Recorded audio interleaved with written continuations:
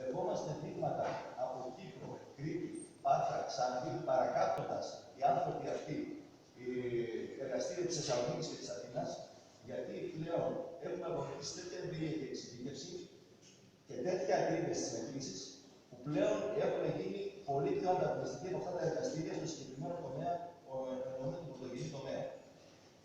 Επιπλέον, κάνουμε στις επιχειρήσεις απορριμμάσεις και απελευθερώσεις και μειοκτονίες, λαμβάνοντας μια άδεια που έχουμε από το Υπουργείο Αγροτικής Ανάπτυξης, παρέχουμε συμβουλευτικές υπηρεσίες στις επιχειρήσεις για να ανταποκριθούν στις σημερινές ανάγκες που απαιτεί η αγορά, ώστε να παράγουν ένα ασφαλές και ποιοτικό τρόφιμο, γιατί μην ξεχνάτε ότι όλες οι επιχειρήσεις παλιά που βασιζόταν οι οικογενειακές επιχειρήσεις ήταν τι έκανε ο παππούς και τι θα κάνω εγώ σήμερα. Οι νέοι έχουν αλλάξει πλέον συμπεριφορά, θέλουν να συμβουλεύονται και θέλουν να εξυγχρονιστούν.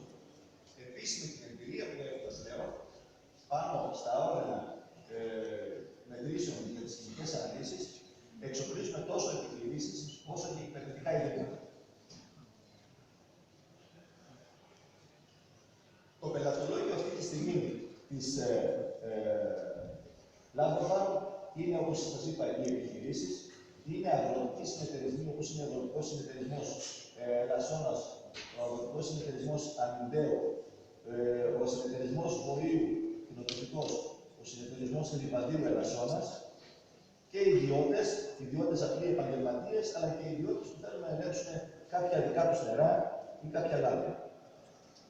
Να αναφέρω επίσης ότι συνεργαστήκαμε και με το ΤΕΛΗ όσον αφορά τις αναλύσεις κατά καιρούς σε διάφορα αλλήματα, τόσο όσον αφορά στη ΔΕΗ, αλλά και σε κάποιες επιχειρήσεις όπως είναι σφαγεία και παρομένη συνεργασία με το ΤΕΛΗ της Κοζάνης. Εδώ θα σας παραθέσω παρακάτω κάποιες φωτογραφίες από την Λάμπροφαρ. Εδώ είναι μια φωτογραφία από το μικροβιολογικό μας τμήμα.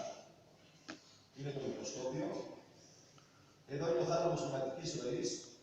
Είναι από τους καλύτερους, να μην πω καλύτερους θάλαμους αυτή τη στιγμή που υπάρχει στην Ελλάδα, όπου γίνονται οι μικροβιολογικές αναλύσεις χωρίς να μολύνεται το δείγμα μας. Φαντάζομαι ότι έχετε δει σε διάφορα μικροβιολογικά εργαστήρια σε εξετάσεις έμπνευσης κτλ. Και εδώ έχουμε κάποια τμήματα του μέρους του σύγχρονου μηχανολογικού μας εξοπλισμού για τις φυσικοκημικές αναλύσεις. Το δεύτερο, θέλω να τονίσω εδώ βέβαια, ότι το δεύτερο μέρος η ένταξή μας, δεύτερη φορά στο ίντερ, έχει να κάνει με τις αναλύσεις πάνω στον τομέα του κρασιού και του λαδιού. Στροφήκαμε στις αναλύσεις, αυτός είναι ένας αποστακτήρας κρασιού, σύγχρονος, αυτόματος. Όσον αφορά τις αναλύσεις του κρασιού, βλέπουμε ότι στην περιοχή πλέον έχουν αρχίσει να αναπτύσσονται κάποιες μικρές μονάδες παραγωγής κρασιού, τις οποίες θέλουμε να σταθούμε λίγο τους για να προχωρήσει και αυτή η διαδικασία που έχουμε κάνει άνθρωποι.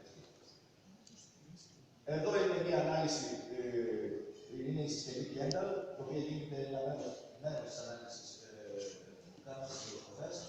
Είναι η ανάλυση πρωτεΐνης εδώ πέρα.